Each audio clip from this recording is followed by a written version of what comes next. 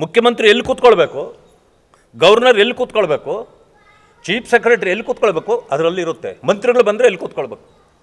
ಆ ವೇದಿಕೆ ಆ ರೀತಿ ಇತ್ತಾ? ಜಮೀರ್ ಅಹ್ಮದ್ ಮಗ ನಿಮ್ಮ ಪಕ್ಕದಲ್ಲೇ ಇದ್ದಾರೆ, ಮಾನ್ಯ ಸಿದ್ದರಾಮಯ್ಯನವ್ರ ಮೊಮ್ಮಗ.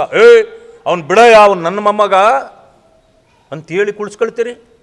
ಗವರ್ನರ್ ಇರೋ ವೇದಿಕೆಯಲ್ಲಿ ನಿಮ್ಮ ಫ್ಯಾಮಿಲಿಗಳನ್ನ ತಗೊಂಬರ್ತೀನಿ. ನಿಮ್ಮ ಪ್ರೈವೇಟ್ ಪ್ರೋಗ್ರಾಮ್, ಅದು ಸರ್ಕಾರಿ ಕಾರ್ಯಕ್ರಮ, ಮದುವೆ ಅಲ್ಲ ಇದು. ಸರ್ಕಾರಿ ಕಾರ್ಯಕ್ರಮದಲ್ಲಿ ನೀವು ಮಾಡ್ಬೋದಾ? ಮಾಡಿದ್ರಿ.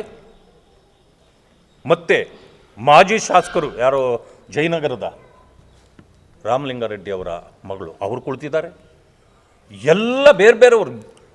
ಅದು ಆಮೇಲೆ ಅವರನ್ನು ಕುಳಿಸ್ಕೊಂಡು ಗವರ್ನರ್ನ ಕುಳಿಸ್ಕೊಂಡು ಮೈಕ್ನಲ್ಲಿ ಏನೆಲ್ಲ ಕಟ್ಟ ನನ್ನ ಹತ್ರ ವಿಡಿಯೋ ಇದೆ, ಏನೆಲ್ಲ ಮಾತಾಡ್ತೀರಿ ನೀವು ಮೈಕ್ಗಳಲ್ಲಿ. ಅವ್ರಿಗೆ ಗೌರವ ಇದೆಯಾ? ಅದಾದಮೇಲೆ ನೋಡಿ, ನೀವೇನಾದರೂ ಆ ರೀತಿ ಮಾಡೋದಾದರೆ ಮೊದಲು ಆಟಗಾರರು ಬಂದು ಆಸೀನರಾಗಿರಬೇಕು, ಸರ್ಕಾರ ಅಲ್ಲಿ ಕುಳಿತಿರಬೇಕು.